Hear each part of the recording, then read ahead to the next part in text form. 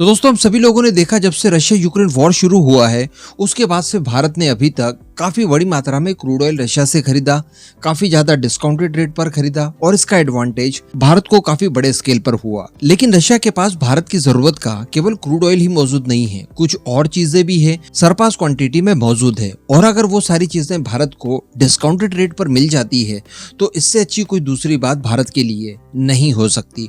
और एग्जैक्टली भारत और रशिया के बीच में कुछ इस तरह की डील्स हो सकती है। चलिए मैं आगे आपको सारी कुछ चीजें डिटेल में बताता हूँ कि वो कौन सा क्षेत्र है जहां पर रशिया द्वारा दोबारा से भारत को डिस्काउंट दिया जा सकता है और बड़ी डील रशिया के और भारत के बीच में हो सकती है।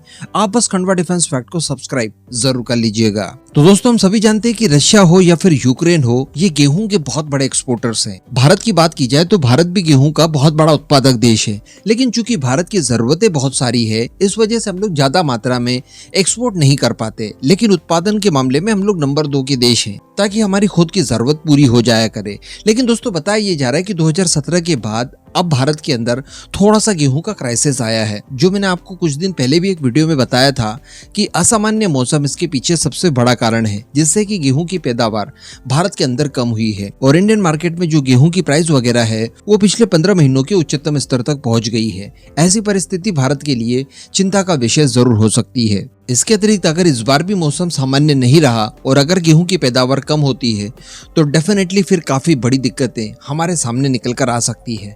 वैसे भारत काफी लंबे समय से गेहूं का इंपोर्ट नहीं कर रहा है, इवन गेहूं की इंपोर्ट के ऊपर इंपोर्ट टैक्स भी लगा रखा है ताकि भारत के अंदर किसी दूसरे देश से गेहूं इंपोर्ट करने की जरूरत पड़े ही ना और कोई करे ही ना। लेकिन दोस्तों अब चूंकि गेहूं का क्राइसिस थोड़ा बहुत दिखाई दे रहा है, इसे मेंटेन करने के लिए सबसे पहले हम लोगों ने नॉन बासमती राइस को एक्सपोर्ट बैन किया ताकि कहीं ना कहीं मामला एडजस्ट हो जाए। लेकिन इसके अतिरिक्त बताया ये जा रहा है कि भारत और रशिया के बीच में गवर्नमेंट टू गवर्नमेंट गेहूं को लेकर भी डील हो सकती है। जी हाँ, यानी यहाँ पर किसी भी तरह का कोई प्राइवेट प्लेयर बीच में नहीं होगा। भारत की गवर्नमेंट और रशिया की गवर्नमेंट डायरेक्टली इस डील को कंडक्ट कर सकती है। और आपको कुछ समय पहले याद होगा मैंने एक वीडियो में आपको बताया था कि सैंक्शंस लग जाने के बाद भी कुछ क्षेत्र ऐसे होते हैं जहां पर सैंक्शंस काम नहीं करते, जिसमें खाद्यान्न है, मेडिकल सुविधाएं हैं और साथ ही एनर्जी सेक्टर है। तो ये खाद्यान्न सबसे महत्वपूर्ण क्षेत्र है, तो यहाँ पर किसी भी तरह से पेमेंट करने में दिक्कतें नहीं जाएगी। भारत बड़ी आसानी से लीगल वे का इस्तेमाल करते हुए रशिया को इन गेहूं की पेमेंट को डॉलर्स के माध्यम से कर पाएगा। और बताया जा रहा है कि रशिया इसी गेहूं की खरीद के ऊपर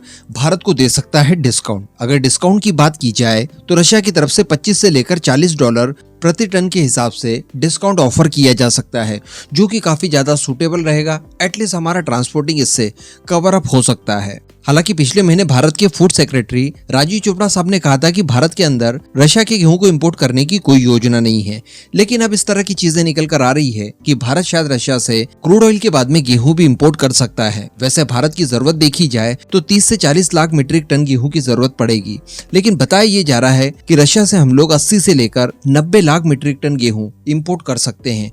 तो अगर अब हम लोग हमारी जरूरत का लगभग 2 गुना इंपोर्ट करने की तैयारी कर रहे हैं, जो रिपोर्ट में बताया गया है, तो डेफिनेटली हम लोग हमारी आवश्यकताओं को पूरा करने के साथ साथ किसी तरह के प्लान बी के ऊपर भी काम कर रहे हैं। और शायद हो सकता है कि इस डिस्काउंटेड गेहूं को हम लोग इंटरनेशनल मार्केट में रीसेल करें। यानी रशिया भी चाहता है कि भारत उसके गेहूं को इंटरनेशनल मार्केट तक पहुंचाने के लिए एक माध्यम बने। और गेहूं के साथ साथ सनफ्लावर्स की बात की जाए तो भारत ये भी रशिया से खरीदने जा रहा है और इसके लिए भी भुगतान डॉलर्स में ही किया जा रहा है। सनफ्लावर ऑयल की भी भारत के अंदर काफी बड़ी डिमांड है और इस डिमांड को पूरा करने के लिए हम लोग किसी जमाने में यूक्रेन के ऊपर निर्भर हुआ करते थे, लेकिन चूंकि यूक्रेन इन सब के लिए सक्षम नहीं है तो इसके लिए भी रशिया का दरवाजा नॉक किया जा रहा है। तो यहाँ पर हमारे दोनों काम हो सकते हैं, हमारी खुद की आवश्यकता भी पूरी हो सकती है। इसके अतिरिक्त सरपास क्वांटिटी में हमारे पास गेहूं का भंडारण भी हो सकता है ताकि हम लोग दूसरे देशों को भी अगर चाहें तो इसे री एक्सपोर्ट कर सकते हैं। तो वैसे देखने वाली बात रहेगी कि क्या भारत वाकई में डिस्काउंटेड रेट पर रशिया से गेहूं खरीदता है या फिर नहीं। वैसे मैं इस मुद्दे पर आपको ओपिनियन जानना चाहूंगा, क्या आपके हिसाब से रशियन गेहूं भारत ने खरीदने चाहिए या फिर नहीं? नीचे कमेंट करके जरूर बताइएगा।